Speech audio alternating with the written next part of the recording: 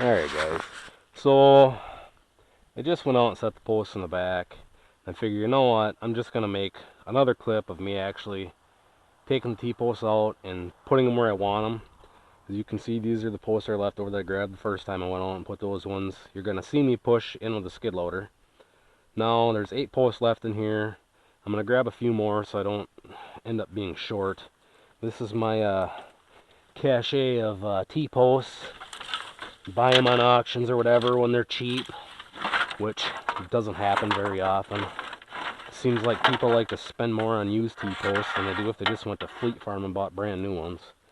But every once in a while, a guy gets lucky and you find a deal on them. So, and a lot of these posts you can see have insulators on.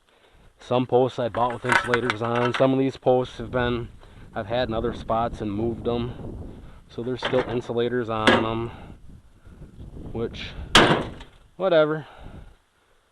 So, I have changed my fences around a lot over the years, and you can see why it doesn't bother me to fence, because when you're working with this high tensile wire, it's fast to put up the wire. It's not that expensive. I mean, a 4,000 foot roll, I mean, dang near a mile of wire is 90 bucks. And yeah, the post wraps and the tensioners and springs get a little spendy, but they're not terrible. So it's easy to put the wire up. The hardest part is pounding the T-posts, setting the corner posts. Which, if I was smart, I would get another auger bit for my post hole auger, a 6-incher, and I probably wouldn't even have to tamp dirt around the post because I could just push the post right down the hole. That's to come later. I did price out a new 6-inch auger. It's $215, as well as I priced out I can't remember if it's a 24-inch auger. They're a little bit more money, but the 12-inch auger is kind of a bear when you're setting posts like this because you got to be right on the money. Where even an 18-inch auger would give you a little bit more leeway, but I'm leaning towards a 24-inch auger just for setting posts, you know, building posts. So when I order augers, I'm going to order a 16 and a 24-inch.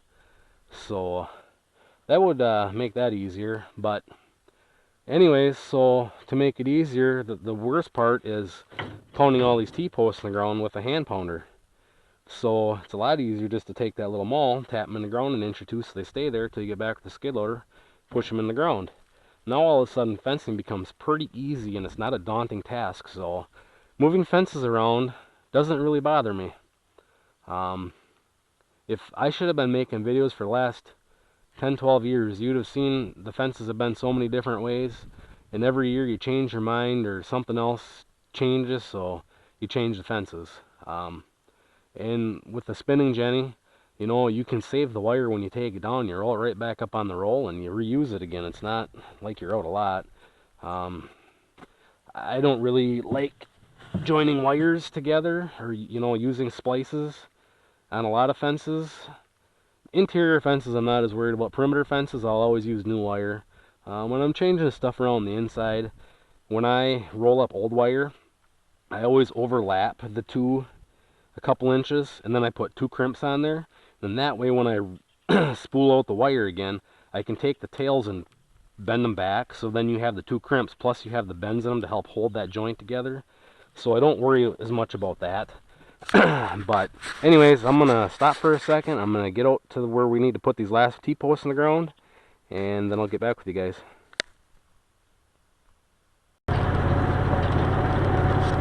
There, it looks like we're recording. So I'm getting back out here. You'll see after this clip these posts getting pushed in the ground and the posts back here. See all the winter rye coming up in rows. See the corner knocked over with the chopper. Might be a little windy.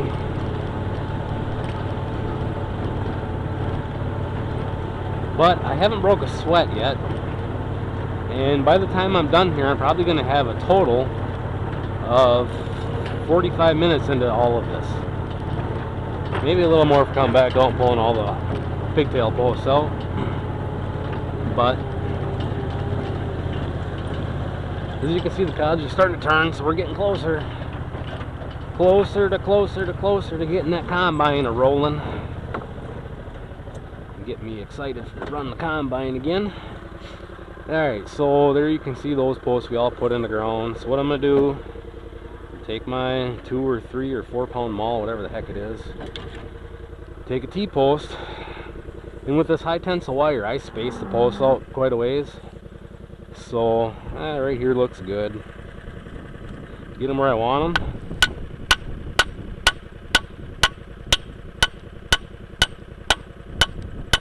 Palm down the ground far enough to where he'll stay here. That insulator, it's about where I want him to go on the ground, so now just roll ahead to where I want the next one.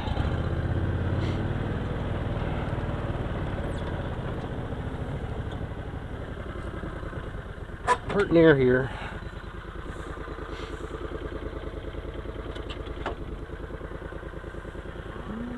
Yeah, they hear the gator running and they think they're going to get moved.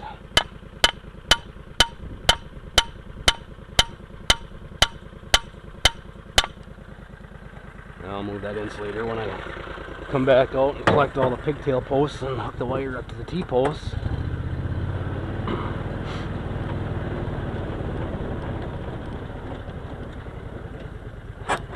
But I don't know about you guys, but have you broke a sweat yet watching? Because I haven't broke a sweat yet doing it.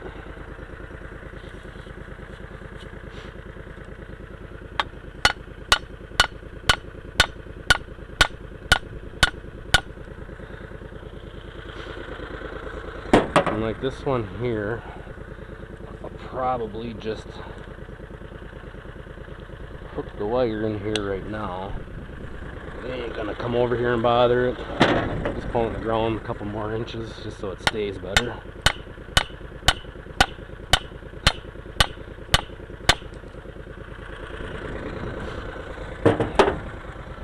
Just like downtown Charlie Brown.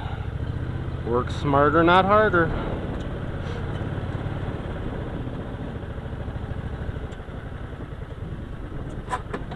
There's a wood post right there. That basically lines up with that wood post over there. So if I want to section off the back here where they are right now, which I'm going to mention here and a little bit later in the video, I've got a wood post to both sides or both ends of where the poly wire is going to go.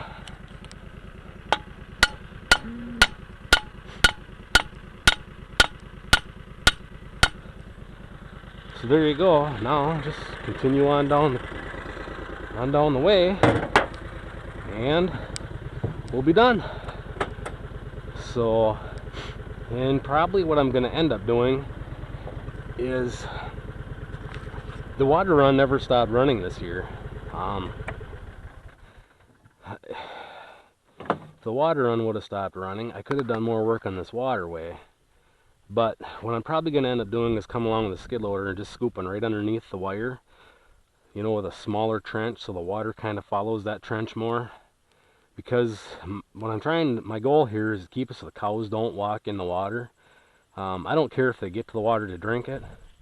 I don't want them to stand in it. So I'm probably going to end up coming through here with the skid loader and going underneath the wire all the way down and just digging a little trench, which goes really fast. A new bucket that we had built, the cutting edge is awesome. It digs awesome. So probably, like I say, going to come along here and redo the water run just a little bit. I'll dig the dirt out from here and put it on the other side.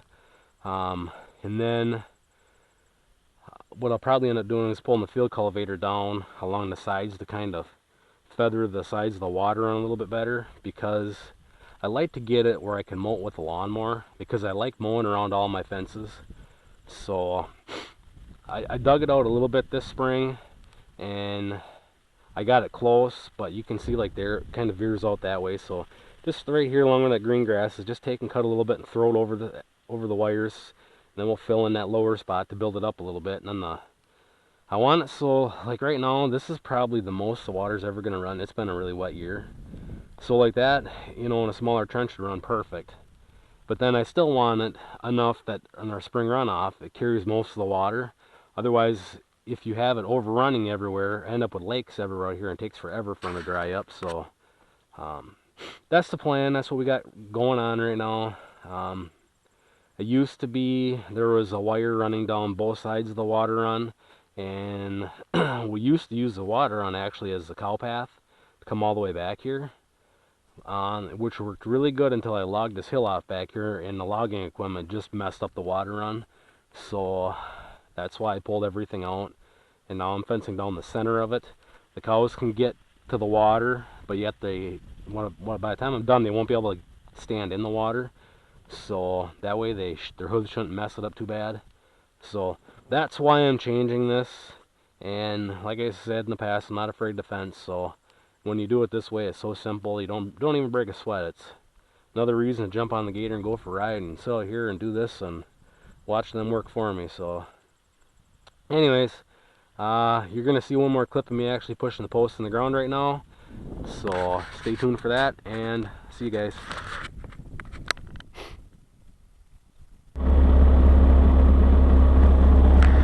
Alright guys, this video is per video request. Somebody wanted to know how I set the T-posts with a skid loader. Well, as you can see, I've got T-posts put where I want them. I just come out with the gator, and then I just have one of them 2-pound mauls. I just pound the T-posts in the ground just far enough that they'll stand. As you can see right here, it's only in the ground about 2 inches. It's just enough to hold it there so it doesn't tip over while I'm waiting to come back out and push them in the ground with this. I just use the bucket, push them in the ground. You just kind of got to be careful. If you're pushing down, you see the T-post start to bend a little bit, or you can see it bow like it's going to bend. You just stop, and then I just take and lightly tap it a couple times with the skid loader to get past the hard spot, and then just continue pushing it in. And if you look at the bottom of my bucket, they've got these wear bars or stiffeners underneath them. A lot of times you can just get the top of the T-post so it's sitting against that, and that should keep it from pushing. And how you get the skid loader sitting there plays a big part of it too. And you can also use your cutting edge, so you kind of have a wedge there to get, you know, in the corner of. But all I do is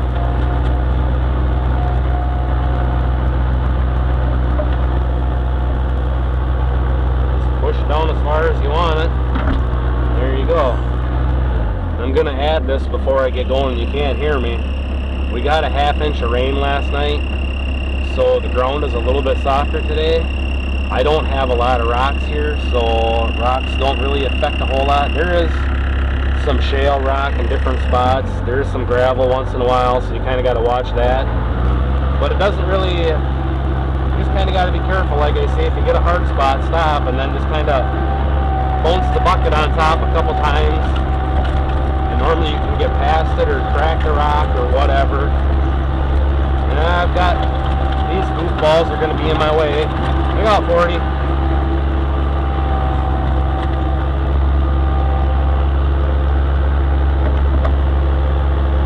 Like right there, I hit a hard spot, started lifting the skid loader.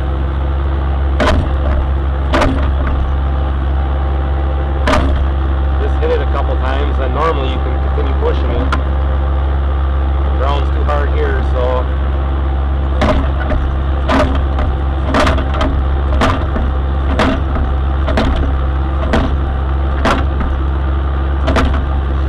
I do it.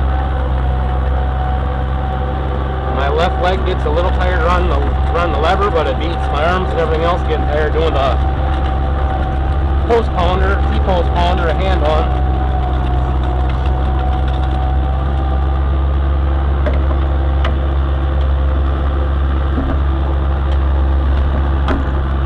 There you go.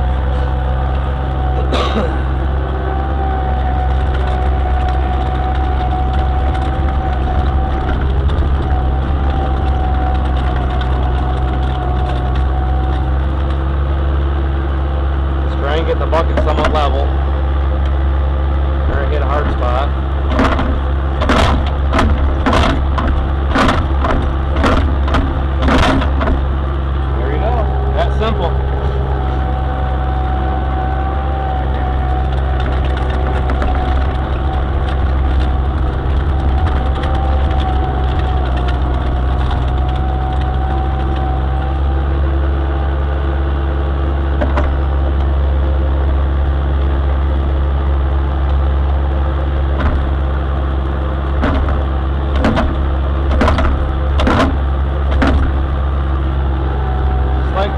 down, Charlie Brown. I've set a lot of posts doing it this way.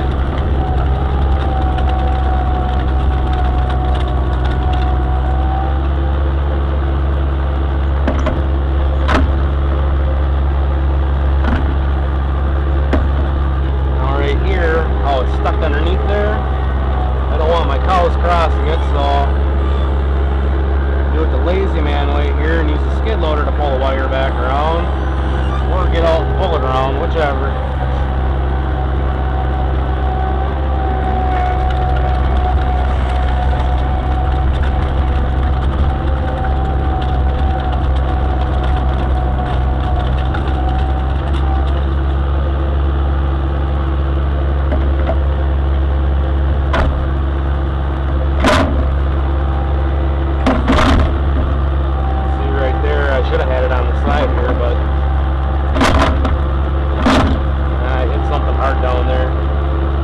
In the ground far enough it'll work. Sometimes if you hit a big rock and you can't move, you might have to move the T-post over a foot.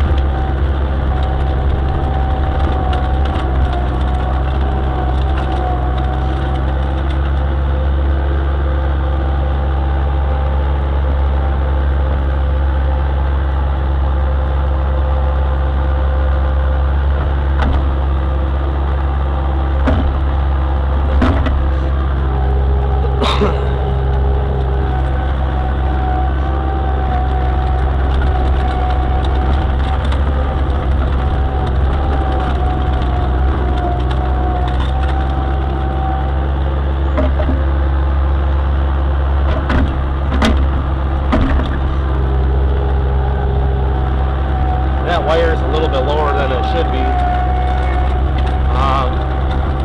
We'll adjust to where we want it to be.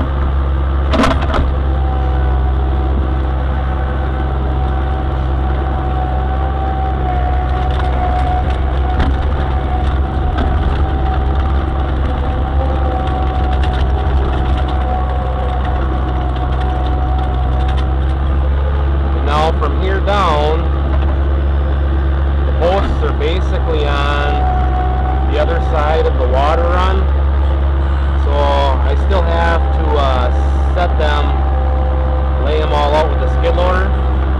From the other side,